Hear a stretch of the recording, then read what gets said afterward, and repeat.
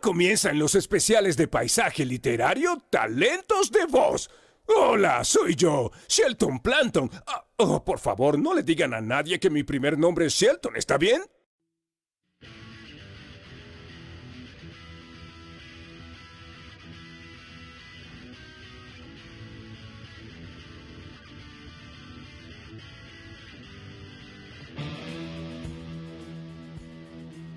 Talentos de Voz.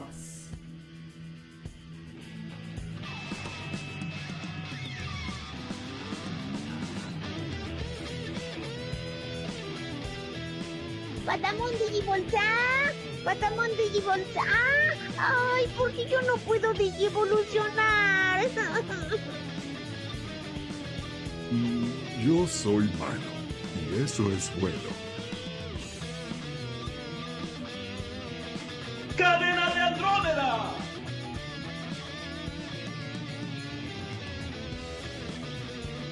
Pero no estoy amargado. No me digan eso porque no estoy amargado y no estoy amargado. Ya me voy. Adiós. ¡Uy! ¿Qué estás haciendo? ¡No! ¡Por favor! ¡Ay, Samuelcito, me estás pisando el juanete! ¡Cabum! ¡Sangre sucia, mago! Didi, fuera de nuestro laboratorio. Pero el mundo será todo nuestro. Lo mismo que hacemos todas las noches. Tratar de conquistar el mundo. ¡Claro! Aquí estoy con Gustavo. Vamos a conquistar el mundo a través de paisaje literario.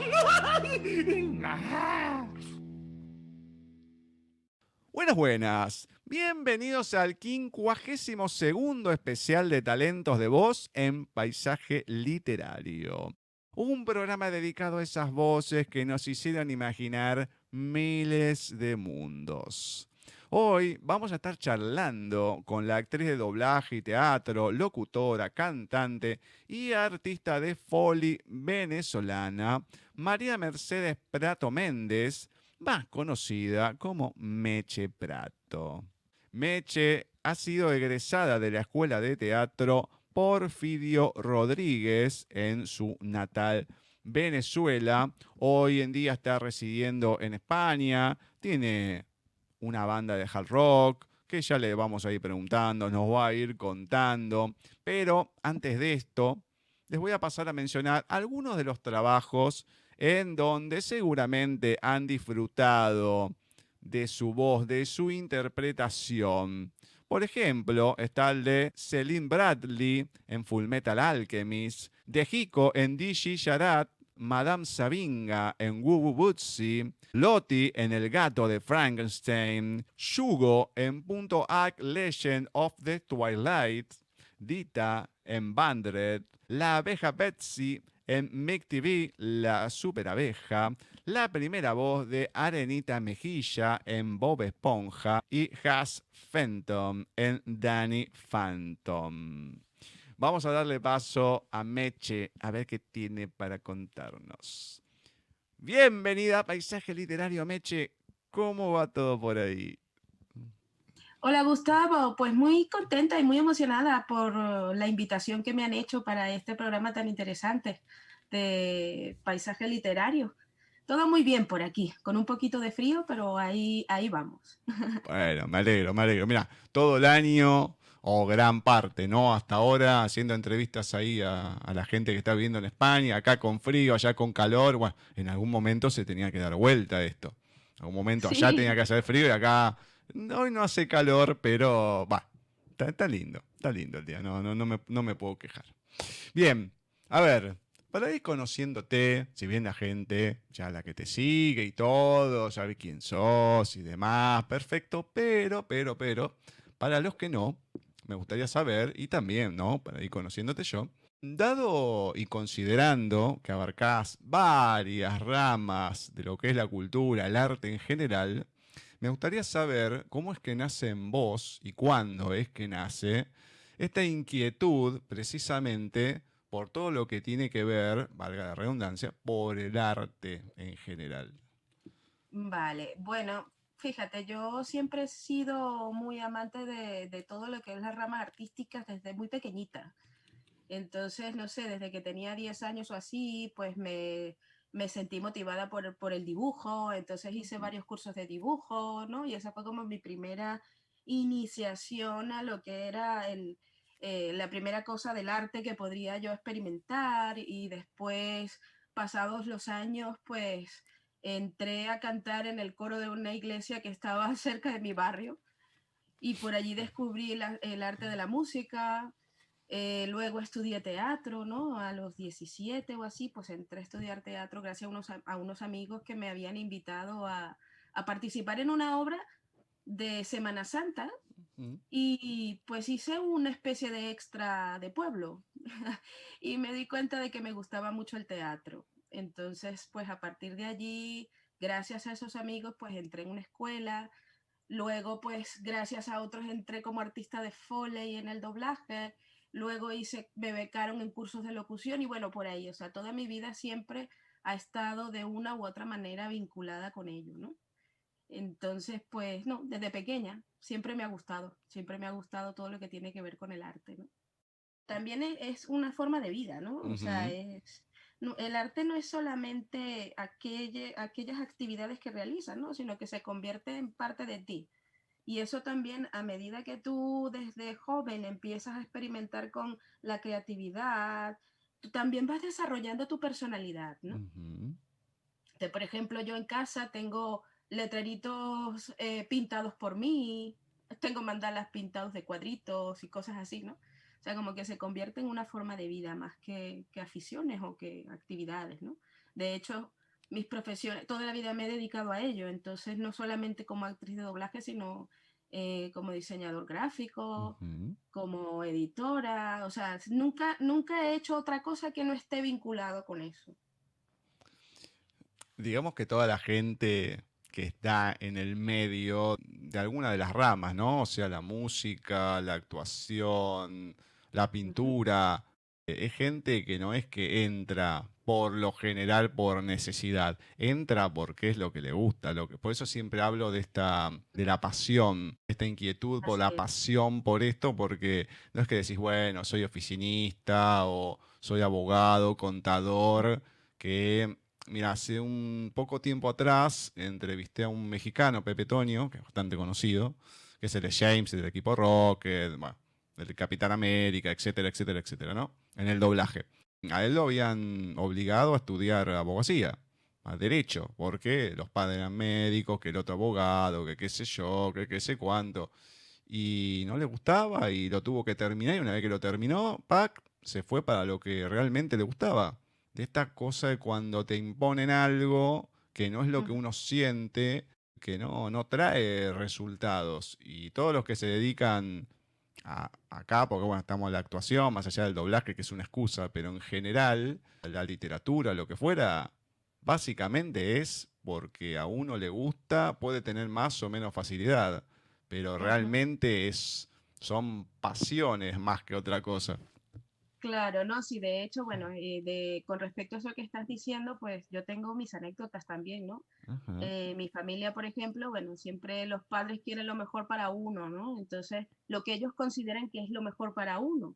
Y bueno, siempre te Ujú. dicen, bueno, mira, si quieres hacer teatro, quieres dedicarte a la actuación, o quieres dedicarte a la música, estudia y sácate un título. Entonces, al principio, pues cuando aunque me han apoyado toda mi vida, al principio, bueno, cuando uno está adolescente y los padres quieren que uno estudie, no sé, una carrera que, bueno, que sería políticamente correcta, ¿no? Que es decir, o ser administrativo, o ser médico, o este tipo de cosas, ¿no? Pero bueno, ya la niña nos ha salido artista, ¿no?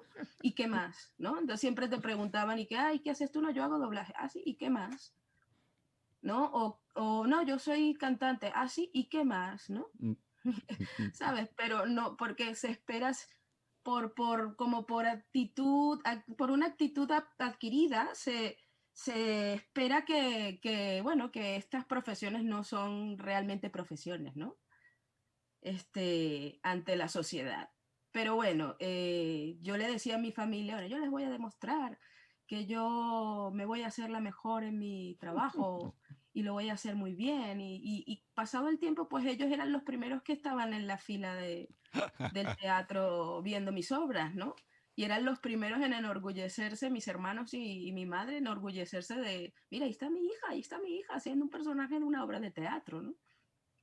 Y lo mismo con el doblaje, ¿no? Pasa lo mismo, ¿no? Eso es muy curioso. Y el doblaje, después vamos a entrar más de lleno, ¿no? Pero es como más imperecedero. El teatro, bueno, estás ahí, tenés un determinado tiempo, lo ves, queda, o sea, no lo viste en ese momento, listo. Capaz que nunca más volvés a hacer ese papel o lo que fuera. Ahora, ya cuando estás en lo que es una pantalla o algo que ya queda grabado, se puede disfrutar. De hecho, hoy en día, o en YouTube, o en distintas plataformas, o en un montón de lugares que te ponen los capítulos online y todo, es magnífico, porque podés en cualquier momento, en cualquier lugar, reproducir y volver a vivir eso, ¿no? Que a uno le gusta o que uno hizo también. Claro. E incluso entras como en una retrospectiva de, oye, con el tiempo, por ejemplo, hay muchas cosas que de pronto uno ha hecho hace 20 años, ¿no? Y que de pronto pasa el tiempo y lo vuelves a ver y dices, oye, a lo mejor lo hubiese hecho de otra manera teniendo el conocimiento que tengo ahora, ¿no? Basándome en el momento en que lo hice, ¿no? Sí, me pasa mucho con cosas que he visto. Y, hombre, mira, esto yo lo hice en el 2000, o este lo hice en el año 99. Nos hace sentirnos un poquito más mayores, en realidad. Nombraste el teatro, y eso me interesa. Esa experiencia del teatro, que es diferente a varias de las cosas que vamos a estar hablando hoy. Contame cómo fue, cómo la viviste. Mira, yo creo que el teatro ha sido una de las cosas que ha marcado mi vida para bien, ¿no? O sea, gracias al teatro yo descubrí todo lo demás. Porque bueno, esas son experiencias muy distintas, ¿no? El doblaje y el teatro son completamente diferentes, ¿no? Aparte que en mi experiencia en la escuela, cuando estudiaba en la escuela de teatro, allí desarrollé los que hoy en día son mis mejores amigos, ¿no? Y ya tenemos amistades de 30 años de amistad y estas cosas, porque además no solamente te montas en un escenario, te aprendes un personaje y te metes en el personaje, sino es más importante el proceso que vives previo a montarte en ese escenario que el escenario en sí. O sea, es toda la vivencia que te genera el desarrollo de un personaje para una obra de teatro, ¿no? Te hace crecer. A mí me ha hecho crecer mucho como ser humano, la verdad. O sea, ha definido muchísimo mi personalidad el teatro. O sea, lo tengo muy agradecido. De hecho, de las mejores experiencias que he tenido en mi vida, en mi época de la escuela de teatro, y siempre lo nombro entre mis amigos y yo, ¿no? Siempre recordamos todas esas anécdotas que teníamos cada vez que nos montábamos en el escenario y durante los procesos de ensayo. Es que eso es lo que hoy en día no se suele dar, a lo mejor en lo que es en el doblaje, porque cada uno graba de su casa o en una cabina solo. Esa conexión que podés tener con el compañero, más allá del ensayo, que vas conociendo a tu personaje, a los de los demás, vas viendo la química que puede haber. A lo mejor en ciertas situaciones podés agregar algo que enganche porque lo estás escuchando en el público, si gusta o no gusta, o cómo uno lo está haciendo. También está el tema de la improvisación, porque a veces te olvidas la letra o lo que pasa cualquier cosa, se cae algo, tenés que, entonces, esa adrenalina de, no, esto no está seguro, sí, está ensayado y todo, pero pueden pasar cosas, o sea, es algo, un mundo totalmente diferente a todo lo demás que está cronometrado, que el lip sync, que acá, que allá. No, es algo totalmente inesperado. Perdona que te interrumpa, en el teatro no tienes la opción de darle al stop. Ay, te equivocas, ¿no? Y tienes que buscar la manera de resolverlo en el momento, porque si no, vamos, nos enredamos todos, ¿no? Es maravilloso, maravilloso. En tus comienzos, antes de entrar a lo que fue el doblaje en sí, a doblar personajes, no a doblar, que no entienda mal la gente, ¿no? Que agarra un personaje, track, y lo doblaba, porque a veces parece eso. Fuiste artista de Foley. Entonces, No sé si la mayoría de la gente se lo debe haber preguntado, yo creo que no, pero muchas veces cuando uno en un programa o quiere hacer un radioteatro o lo que fuera, una botonera que no es sacado capaz que de una serie o algo, muchas veces digo, pero ¿cómo hicieron esto? O sea, o el golpe de tal cosa, o un taladro, no sé, 10 millones de cosas que hay, ¿no? Efectos por todos lados, los pasos, que el ambiente. Sí, pero ¿quién se puso a hacer esto y cómo lo hicieron? Bueno, acá es la primera vez que puedo tener a alguien que se ha dedicado a esto. Entonces, contame, y para que la gente también sepa qué es el vóley, de qué Muy, trata y cómo se hace. muy bien, mira, en doblaje no solamente se doblan voces, sino todo lo que hay en una película tiene sonido. O sea, en la vida en general, todo tiene un sonido, aunque nosotros creamos que no existe, ¿no? Hasta el silencio natural de un cuarto, pues tiene un sonido. Y lo que se hace es recrear todas esas cosas que ocurren alrededor de esa escena en particular o de esa película o de esa serie, ¿no? Entonces, qué sé yo, los pasos de las personas, el roce de la ropa e incluso los movimientos de las manos, cuando alguien se lleva la mano a la cara y se la rasca, eso suena. Aunque uno no lo perciba, el oído no lo perciba cuando lo estás viendo en una película, cuando lo estás viendo en una pantalla gigante o en la tele o lo que sea, ¿no? Eso también se graba. O sea, todo lo que está detrás de esas voces, todo eso se recrea y se graba. Por lo general, los estudios de Foley son estudios que están llenos con materiales de desecho. Y bueno, es un trabajo muy creativo porque nadie te dice cómo tienes que emular un sonido. Simplemente tienes que intentar de la manera posible con lo que tienes alrededor, intentar simular ese sonido lo más real posible, ¿no?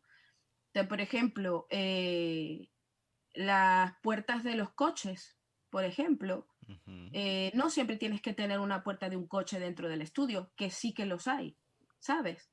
O, por ejemplo, en algún documental, cuando ves un nacimiento de un huevo partirse y nació un pajarito, todo ese sonido se recrea con materiales de desecho y uno va probando con el micrófono, estás con el micrófono todo el tiempo ahí al lado, pegado a la oreja, intentando simular ese sonido. Y cuando consigues el sonido que consideras, tú y el técnico consideras que es el sonido correcto, pues se procede a grabar.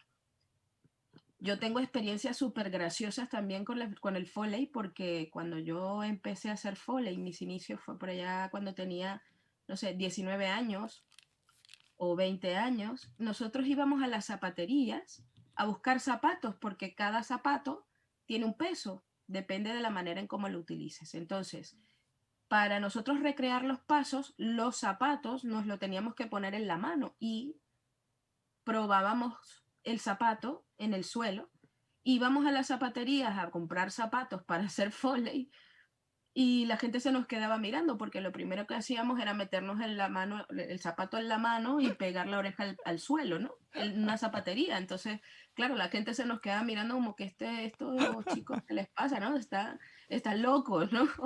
Nadie se lo espera, ¿no?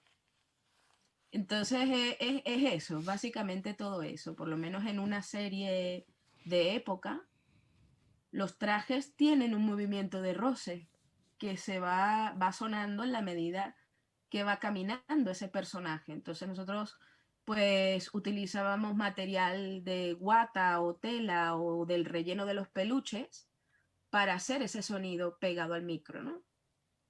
Entonces son experiencias, es un trabajo que está en constante crecimiento, porque van pasando los años y vas descubriendo sonidos diferentes todo el tiempo, ¿no? Entonces tu sentido del oído se desarrolla de una manera impresionante. Y es una experiencia bonita también, fue una experiencia bonita el Foley. A ver si sabes, esto a lo mejor es más para el que opera, ¿no? El que está ahí detrás escuchando y demás y el que tiene que hacer toda la mezcla. Pero, lógicamente, la película llega, o una serie o lo que fuera, salvo que sea algo original, con el idioma y demás. Bueno, lo doblan, obviamente tienen que reemplazar la voz, pero tiene que quedar todo lo demás. Bueno, si hay un roce o lo que fuera, bueno, como decís, lo recrean y demás. Pero todo lo demás también se encarga del Foley, digamos, vamos a poner Avengers, ¿no? Todos los efectos que tiene, los sonidos, el sonido ambiente, que en películas de capaz que el doblaje de los 80, a veces 70, los originales, te notabas que del original en inglés al doblaje era como, no sé, como si estuvieses dentro de un baño a veces. Era bastante feo con los años. Hoy en día con la tecnología seguramente se fue mejorando bastante. Pero siempre la duda fue si todo eso que ponen te lo mandan desde el original del cliente o todo eso lo tenés que recrear exactamente igual de como está en el original.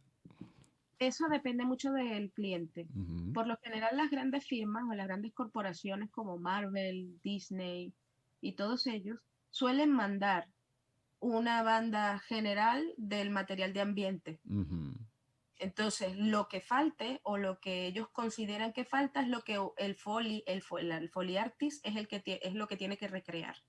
Pero cada día más, con el avance de las tecnologías, se ha ido como sustituyendo mucho el Foley, ¿no? Se hace en Estados Unidos o en las grandes industrias donde se hace cine en Los Ángeles y en Hollywood, sí, se suele utilizar el Foley como parte tan primordial o importante de un ambiente. Pero con el paso de los años, pues se ha sustituido mucho por la tecnología actual. Entonces ellos crean esos ambientes, los crean ellos y luego para llevarlo al doblaje en otro idioma, que no solamente sea en español, sino en cualquier otro idioma que no sea el original, ellos mandan ese material ya prehecho. Pero los pasos, las puestas de los vasos, todo lo que es manual o de individuos o de personajes individuales, eso no. Eso se tiene que recrear en Foley, en un estudio. Pues yo no sé si mucha gente se lo pregunte, pero cuando, a lo mejor por ser ciego y estar prestando atención, no sé, pero me lo pongo a escuchar y decís, ¿y esto cómo lo harán? ¿Tendrán que recrear todo? No, y esto, bueno, qué lindo, me encanta, pues después de 50 entrevistas, sos la primera que encuentro que se haya dedicado a esto y bueno, obviamente da para sacarte el jugo, ¿no? Obviamente. Bueno, a ver, también has hecho todo esto, pero en audiolibros. ¿Es exactamente lo mismo o cambia algo? Depende también. Hay audiolibros que tienen un ambiente detrás. Hay otros que no tienen absolutamente nada. Ya yo, audiolibros no he hecho Foley. Hice uno hace mucho tiempo que eran 20.000 leguas de viaje submarino. Y vamos, que fue una experiencia impresionante, ¿no? Hacer todo lo que significa una obra literaria como esa, que tenía muchísimo sonido. Pero en locución no, en locución solamente se graban, por lo menos los que yo he hecho para Latinoamérica estando aquí en España. Tengo 10 años acá y desde esos 10 años que tengo trabajando aquí me he dedicado también a hacer locuciones para audiolibros.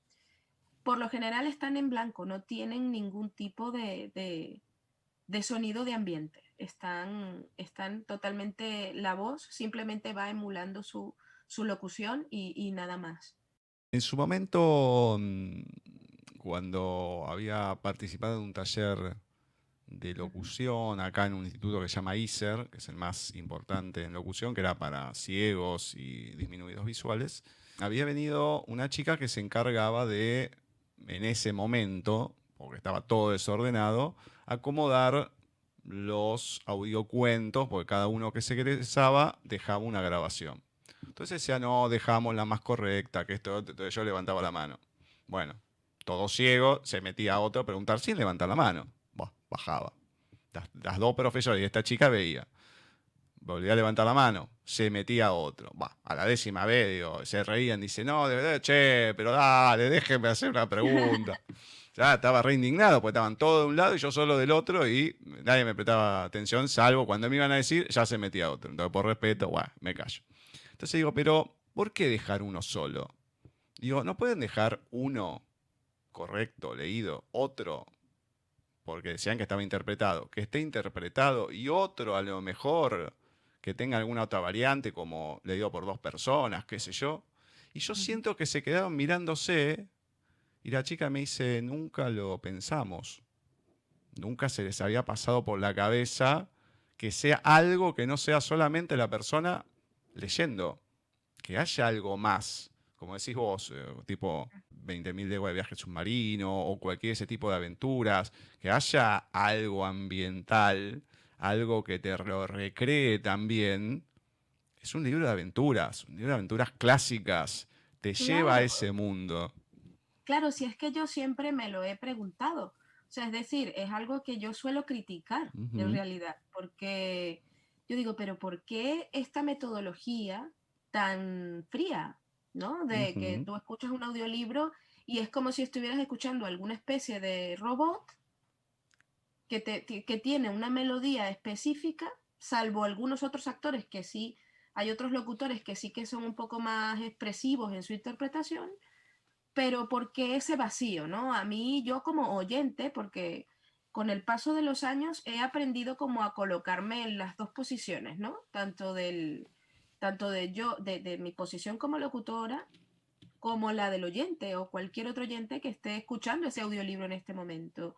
Tuve la oportunidad de hacer un libro precioso para niños que se llama Cartas para Lluvia, de un autor mexicano espectacular. A mí me encantó y de hecho me encantó narrarlo.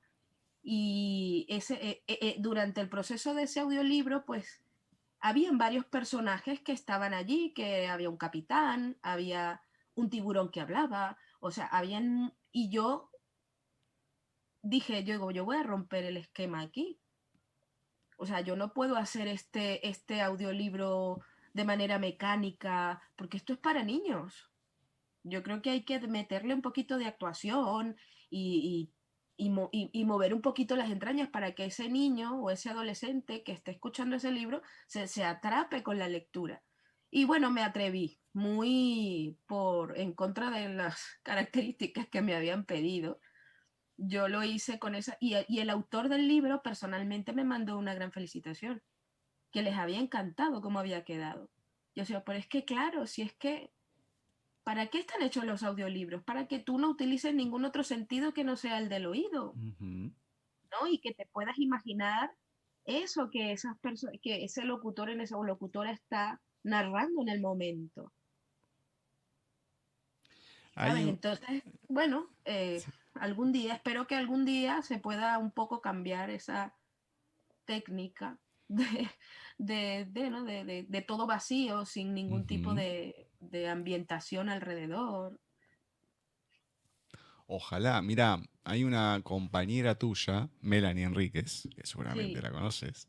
Le tengo muchísimo cariño. Melanie es un encanto de persona. Es un y una gran encanto. profesional. Sí, sí, exactamente. Todo lo que me decían cuando la entrevisté, sí, es un amor de persona. Está en Tenerife y empezó, bueno, se lanzó a leer cuentos, capaz que en los colegios, todo. Dice, uy, no, me van a matar. Y todos los chicos estaban medio reticentes, bueno, están acostumbrados. Y claro, él empezó a meter personajes, a cambiar la voz, todo. Y los chicos y los padres quedaron fascinados. Y la llaman de un lado y la llaman del otro. Porque esa es la magia que tiene el que está narrando. No todo el mundo tiene ese talento para poder hacerlo. Ustedes ya tienen la técnica. Están acostumbrados. Más que tienen que llegar, doblar, hacer. Bueno, acá ya tienen un tiempo de preparación por lo menos. Y es algo tan maravilloso poder escuchar algo así. Porque también te saca, como decís, una lectura plana. Bueno, genial. Ahora, pero con ciertas cosas te puede sacar una sonrisa y voy a decir, mirá cómo te cambia esto. Nosotros nos pasa en el programa, lee algo Cecilia y capaz que lo leo yo y tenemos dos maneras muy diferentes de leer, más allá del tono de voz. Sí, claro. Y te cambia toda la intención. Yo a veces escucho una lectura y digo, yo le hubiese dado otra intención, o más enérgica, o lo que fuera, ¿no? Pero claro, la persona que lo leyó de la manera que le pareció, o como le sale, o como le gusta, qué sé yo. Entonces, Es maravilloso poder hacer eso cuando tenés las herramientas. Ojalá que se aviven, que abran un poco la cabeza, porque creo que como en muchos ámbitos, a veces no sé si decir el que manda, pero como que tiene una visión y no escucha o no sé, no ve un poco más, no abre el abanico más allá de lo que tiene adelante. Ah, bueno, hay que hacer esto, toma, hacelo. Listo, lo cobro, ya está. No piensa a lo mejor en la cuestión más artística y más detallista, que a lo mejor puede quedar un producto mucho más lindo y que se puede vender más. Pero bueno, eso es una Claro. cuestión de cada uno, por lo visto. Mira, por ejemplo, yo aplico una cosa mucho, bueno, hablaremos un poco más de mi parte como cantante, ¿no? Pero Ujú. yo siempre utilizo, llevándolo a los audiolibros y a las locuciones, yo siempre utilizo, yo cuando me pongo a cantar en un escenario y yo le veo la cara al público directamente, o sea, yo los reto con la mirada y les quiero contar le estoy contando una canción cuando estoy cantando a un público, ¿no? Yo ese mismo, y quiero ver su reacción, ver si se intimidan o no se intimidan, si corean conmigo esa canción o no la corean. Eso mismo lo aplico yo en mis locuciones y en audiolibros, ¿no? Que no tienes la herramienta física de la vista para atrapar a un público. Entonces yo intento con mi voz hacer exactamente lo mismo que hago cuando estoy montada en un escenario, cantando, o en una obra de teatro interpretando un personaje, ¿no? Hago exactamente lo mismo con la locución. Si te atrapa, creo que algo estás haciendo bien, digo yo, ¿no? Ujú, exactamente. Bueno, a ver, vamos a ver este tema. Tenés una voz muy dulce, muy simpática, Gracias. muy tierna, pero tenés una banda de hard rock. Voy a decir, pero ¿cómo Ajá, puede sí. ser con esa voz? Sí, tiene una banda de hard rock. Entonces, más allá de contarme de la banda, quiero que me cuentes qué representa en tu vida la música y el canto. Ujú. Bueno, mira, para mí, bueno, pero eso de siempre, o sea, de toda la vida. La música para mí es un punto de equilibrio, porque bueno, sí que si bien es cierto que a todas las cosas a las que yo me dedico son divertidas y me apasionan y me hacen sentir muy bien y me llenan muchísimo como ser humano, siempre tienen su punto de estrés. Cuando estás hablando de entregas, de plazos, de que tienes que entregar esto en tal fecha y no llegas a tiempo o cosas así. Entonces la música genera en mí un punto de equilibrio. Yo cada vez que voy a ir a ensayar con mi grupo, porque tenemos un concierto determinado, lo que sea, desaparecen todas las preocupaciones. Y lo mismo le pasa a los chicos de mi grupo, o sea, los que participan conmigo en esa banda. Y es eso, o sea, es algo que yo siempre voy a necesitar. ¿No? A lo mejor algún día pues pasarán los años y a lo mejor yo dejo de dedicarme a la locución o dejo de dedicarme a la edición, pero de la música creo que no renunciaría jamás, ¿no? Es como el agua que te quita la sed. Para mí eso es la música, en todos los sentidos. Vos hoy en día, de Venezuela, te fuiste para España, estás viviendo ahí, Ujú. y precisamente relacionado con la banda, vos la formaste en España, ya venía desde Venezuela. ¿Cómo fue ese armado, esa conjunción para hoy en día? Después nombremos la banda, todo, o sea, no dejemos, tiene una banda, no. Que la gente la conozca también con el nombre propio y demás. Bueno, fíjate, no, yo cuando me vine a España me vine sin conocer España. Algo pasaba dentro de mi vida que decía, yo necesito un cambio, necesito cambiar, creo que tengo que irme a alguna parte. Y cogí un globo terráqueo, o sea, agarré un globo terráqueo que tenía ahí en mi casa, di unas vueltitas y dije, pum, puse el dedo y dije España. Con lo cual, al venirme aquí, pues no conocía absolutamente a nadie. Me vi motivada también por el cine, Ujú. pero ya yo tenía bandas en Caracas de música. Cuando yo llegué a España decía, bueno, cuando yo me establezca, que consiga dónde vivir, empezaba a estudiar a los 3 días que había llegado, que estudié guión de cine, y demás, al mes yo tengo que conseguir una banda como sea porque necesito ese punto de equilibrio. Precisamente por eso te lo comentaba. Y en efecto, pues cuando pasaron un par de meses de haber llegado a España, a Madrid, me metí en una página donde buscaran cantantes, donde de puros músicos, que se llama Atiza, y me metí allí y me publiqué y dije, soy cantante, estoy buscando un grupo. Mis preferencias musicales son estas, aquellas, las otras. Y me escribieron, a los 15 minutos me escribieron por lo menos unas 40 bandas sin mentirte al correo. Y yo, madre mía, ¿pero qué es esto? ¿Cómo es posible que me hayan escrito tantos grupos en tan poco tiempo? Yo decía, ¿no hay cantantes aquí o qué? Decía yo, ¿no?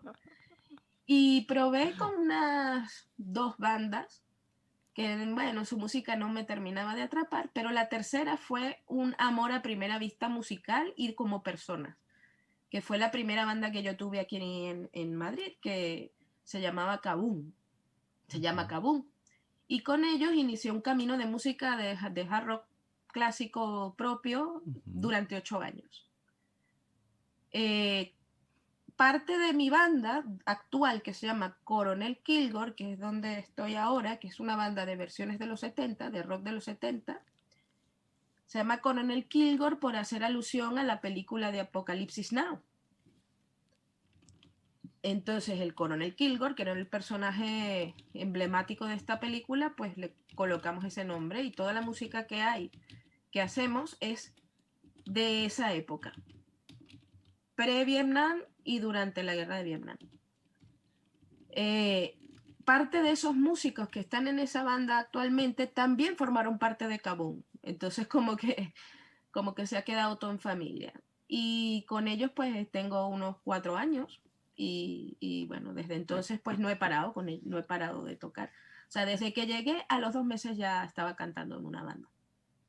Oh, qué lindo, me encanta, me encanta. Nombraste que estabas o que estudiaste guión y todo para cine y precisamente contame sobre eso y también sobre lo que has hecho en cine y televisión. Bueno, yo vine a estudiar guión porque me gusta mucho escribir.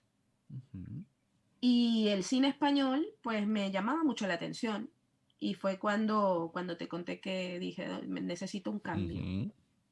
Y me vine a Madrid a estudiar cine, luego estudié montaje de cine, para cine, y luego composición de vídeo y por ahí. Bueno, yo creo que en la vida todas las cosas están un poco ligadas, ¿sabes? Hay como, a medida que vas caminando, pues se te van cruzando señales en el camino y eso va forjando con eso vas construyendo un poco tu destino, de cierta manera.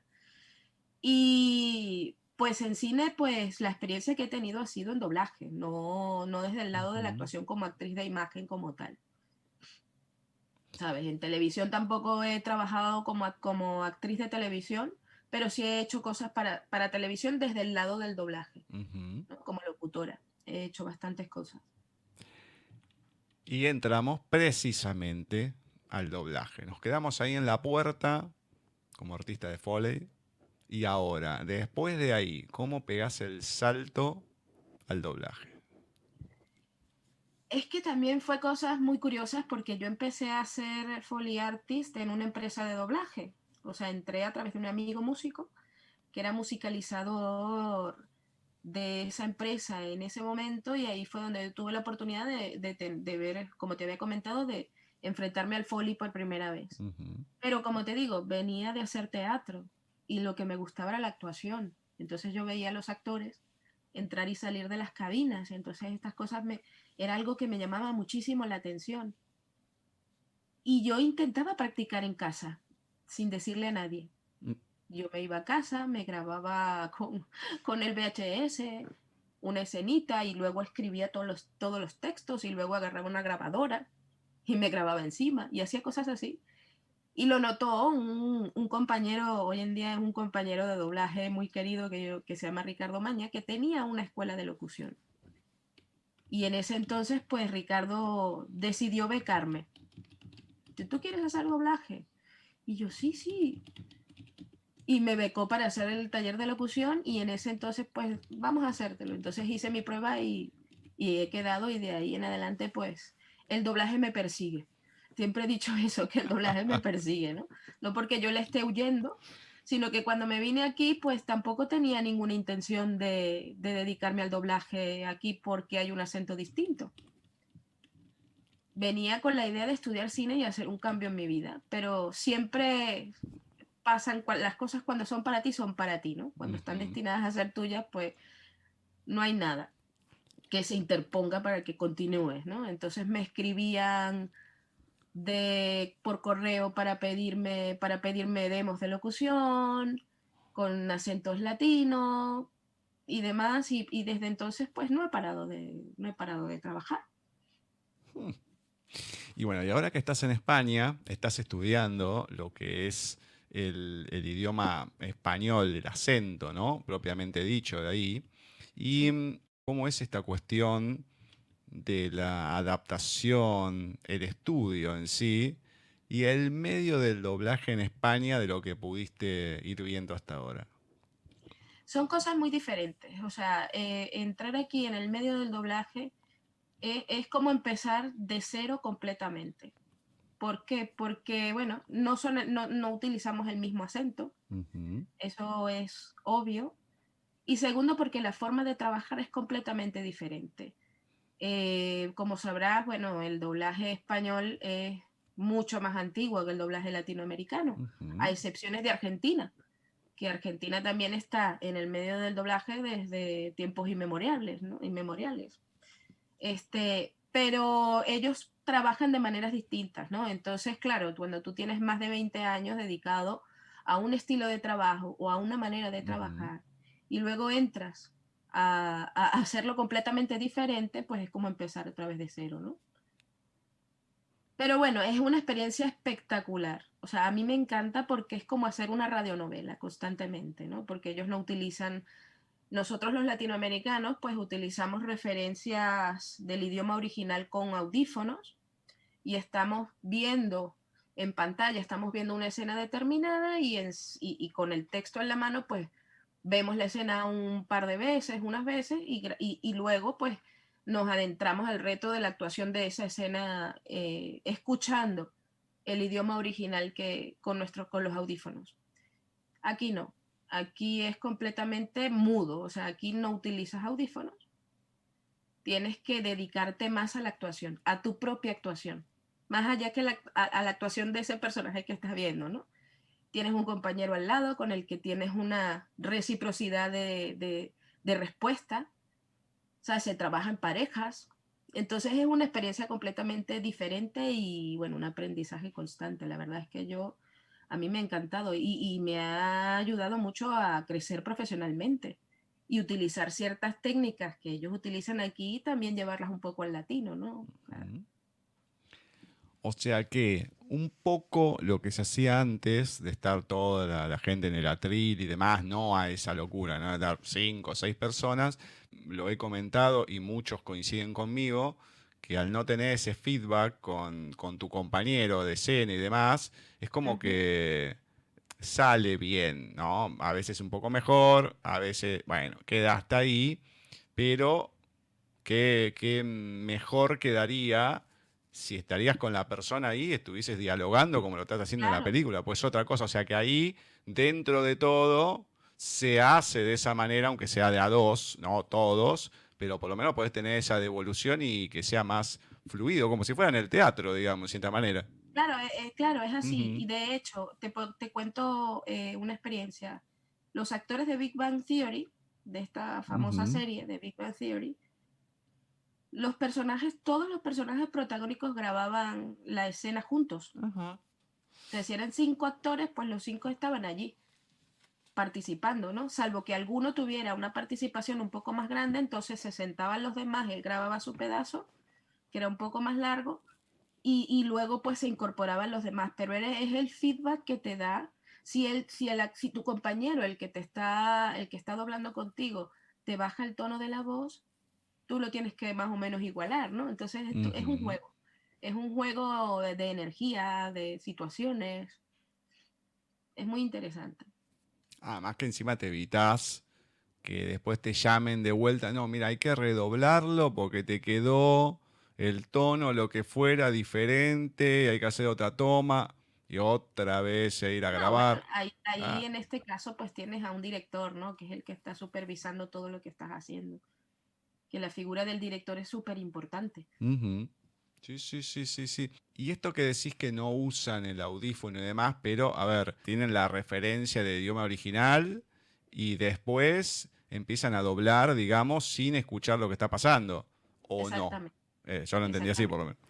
Ves la escena un par de veces Ujú, con su idioma original y después es que entras a grabar te claro. quitan esa referencia. O sea, tienes que aprenderte el texto de cierta manera, ¿no? Dentro de tantas cualidades que tenés, también está la de editora de postproductora de video. Contame sobre esto. Bueno, era parte de lo que te venía contando Ujú, cuando te estaba contando que había estudiado guión, ¿no?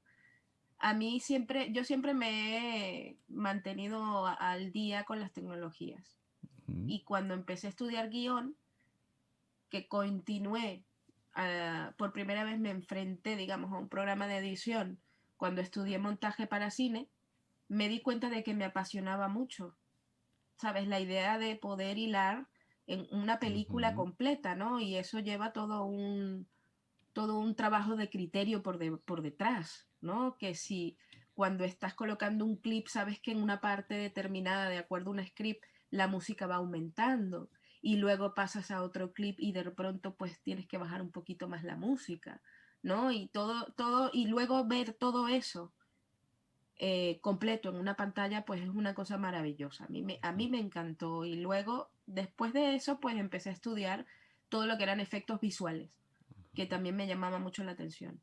Los efectos visuales en 3D, cómo puedes cambiar de color una escena, cómo puedes trabajar con la luz, cómo vas aprendiendo poco a poco lo que es las bases de la fotografía para iluminar un Ujú. escenario, ¿no? Y cómo el editor luego, es el que le da esa...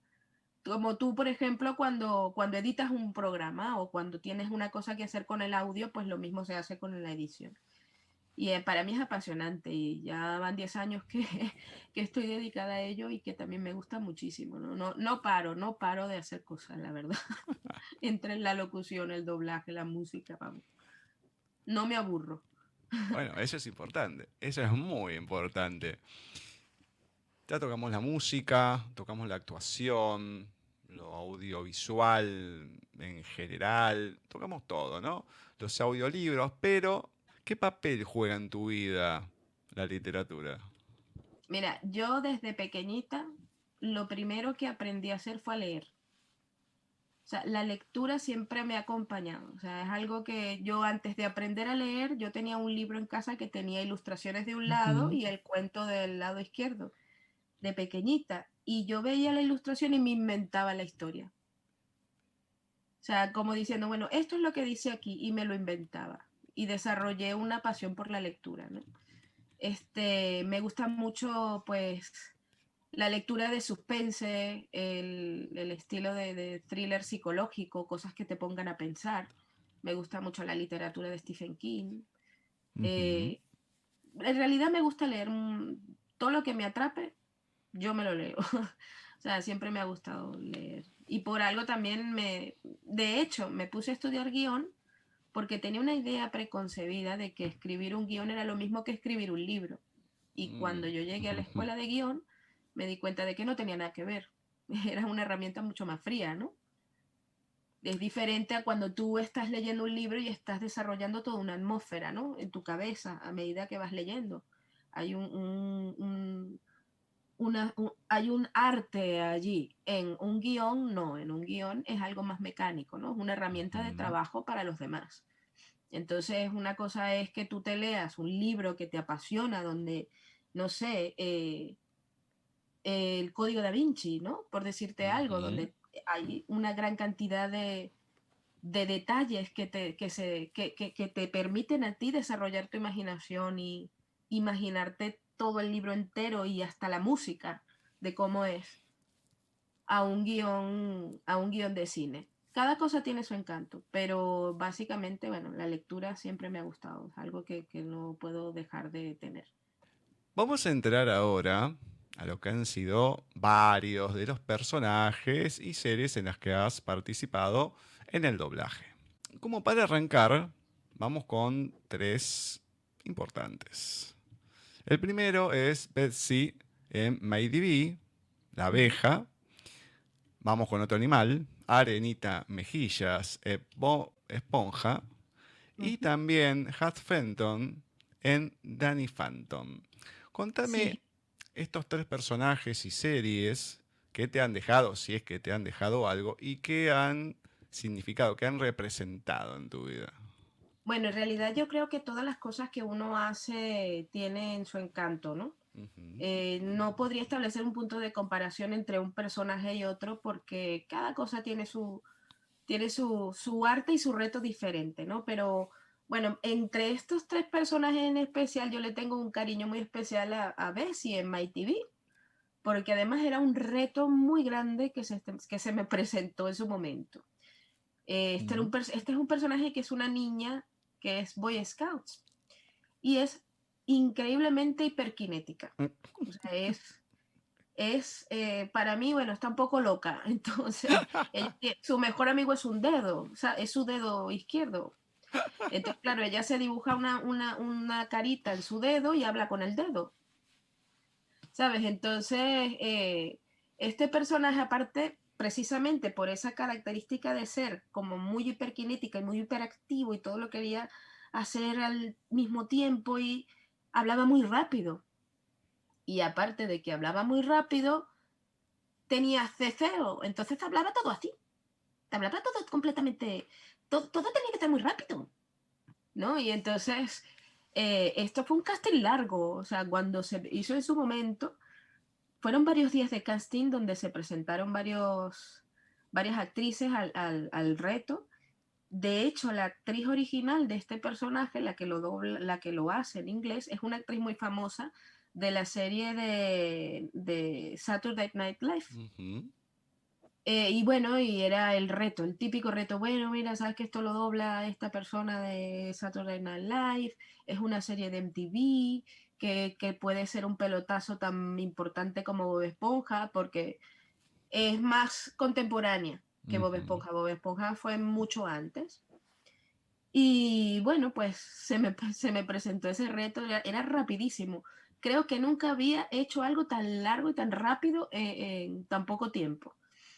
Y siempre le sacaba como cosas muy interesantes. Este personaje tiene muchos chistes americanos. Y claro, yo decía, pero esto para que se pueda causar la gracia que causa en Estados Unidos hay que cambiarle el chiste.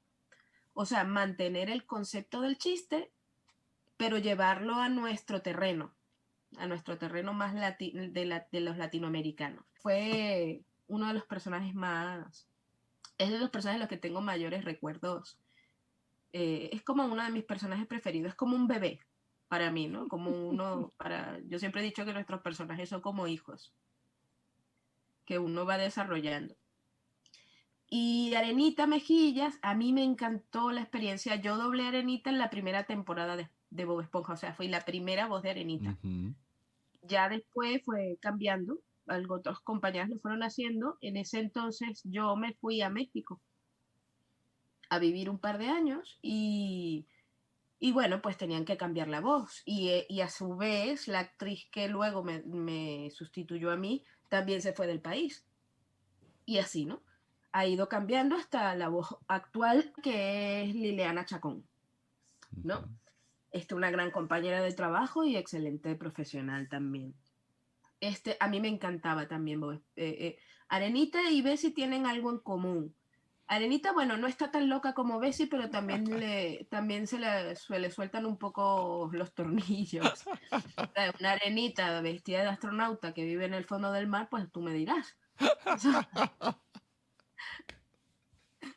El otro día nos reíamos porque acá la que es fanática, pero fanática es Ailem de Bob Esponja, que tiene 21 años, pero es fanática. Y claro, y había una escena de Calamardo que se tiraba a un charco de agua.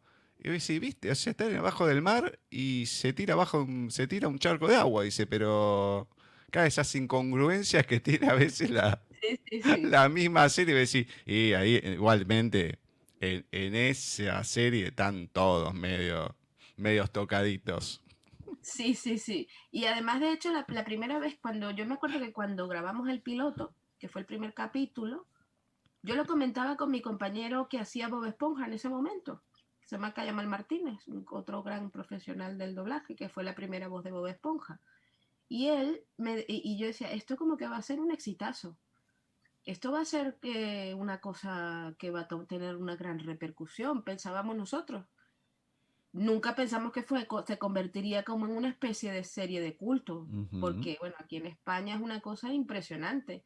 Yo he tenido la suerte aquí de conocer a algún personaje de Bob Esponja, pero de algún actor de Bob Esponja, pero que lo ha doblado aquí, ¿sabes? Y entonces es curioso cómo se intercambian los acentos. Me decía, tú eres la voz de Arenita en Bob Esponja en Latinoamérica. Imagínate, yo soy Bob Esponja aquí en España, ¿no? Cómo nos conocemos entre los actores. Es muy curioso. Me encanta. Bueno, vamos a otra serie de personajes, pero en este caso el anime. Yugo en Punto Jack Legend of Twilight, Lodi en El gato de Frankenstein, Dita Lively en Bandret y también Dejiko en Digisharads. Aún estos personajes anime, que es algo totalmente diferente, cómo has encarado el anime, estos personajes y todo lo que envuelve, ¿no? A cada uno, que suele tener una cantidad de fanáticos mucho mayor a cualquier otra cosa. Sí, bueno, el anime en particular es una cosa muy especial porque a diferencia del dibujo animado más infantil o más preadolescente, el anime suele tener una carga dramática detrás. Por más fantástica que sea, ¿no? Por más fantasiosa que sea o demás, ¿no? Por ejemplo, cuando hablábamos de Shugo en Punto Hack Legend of Twilight, este es un niño que pues crece jugando videojuegos. Entonces él entra en un mundo que se llama The World, que es un mundo virtual, donde su hermana, él y su hermana adoptan unos personajes que son como los elegidos para salvar ese mundo, ¿no? Y detrás o en otras cosas, bueno, creo que no lo hemos nombrado, que me imagino que lo nombraremos más adelante, que es Subaru, que es el personaje de Subaru en el otro anime que le sigue, donde Subaru es una niña con discapacidad que entra en un mundo virtual. No sé si quieres que hablemos de eso ahora o lo hablamos más adelante. Pero el anime siempre lleva detrás una carga dramática. Para bien o para mal. Con Dejiko también es un personaje muy querido para mí, es un personaje muy especial al que le tengo muchísimo cariño. Eran muy, muy agotadoras las sesiones de grabación con ellos, porque era un anime muy largo, tenía muchísimos capítulos. Y esta niña habla así, ¿no? Todo el tiempo. Entonces te podrías imaginar cómo puedo hacer yo para hablar todo el tiempo con esta rapidez y decir rayos visuales y pegar esos gritos, ¿no?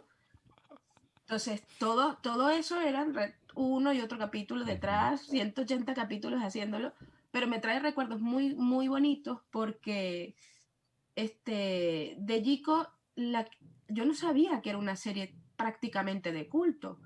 Yo me he dado cuenta de que era así porque me empezaron a escribir un montón de gente en el Facebook para solicitar mi amistad porque decían que su personaje preferido era Dejiko. Y en una anécdota que tengo con un amigo muy querido hoy en día que es argentino, que se llama Jeremy, que lo conozco desde que tenía 18 años. Hoy en día tiene 30, ¿sabes? Entonces, este chico me decía que Dejiko le cambió la vida, que llevaba, bueno, no la estaba pasando muy bien en esa época y cuando él descubrió ese personaje, él sintió que su vida se abría a un mundo nuevo. Hoy en día es un dibujante profesional de dibujos animados, ¿no? Es un ilustrador. Entonces dices, wow, que uno no se imagina el impacto que puede causar en otra persona un trabajo determinado que uno haya hecho, ¿no? O que de repente vas a una convención y ves que una madre y una niña, las dos están vestidas con el personaje de Dejiko, ¿no? Son cosas muy curiosas. ¿Sabes? Que tú dices, wow. Y si tú eres la voz de Dejiko, imagínate en el capítulo 150 que hiciste esto o aquello, y hay cosas que uno no llega a recordar del todo, ¿no? Porque imagínate, son tantas las cosas que uno dobla, pero ellos lo sabían más que yo. Yo le decía, voy a decirte para que tú me llenes el currículum, le decía, porque seguro que tú te acuerdas de más cosas de las que yo he hecho que yo misma, ¿no? Pero como siempre, bueno, tengo recuerdos muy especiales y por eso me gusta tanto el anime. Incluso hay series de anime que después de haberla hecho, me motivaron a vérmela completa para entender completamente la historia, ¿no? Y en Bandre, que es el personaje de Dita, que también es un personaje muy alocado, que van en una nave que está conformada por puras mujeres guerreras. Y Dita se enamora del único chico que había dentro de la serie, ¿no? Entonces, bueno, era súper gracioso, ¿no? Tenía experiencias muy bonitas con esos personajes. Quédate ahí, que ya volvemos con Talentos de Voz.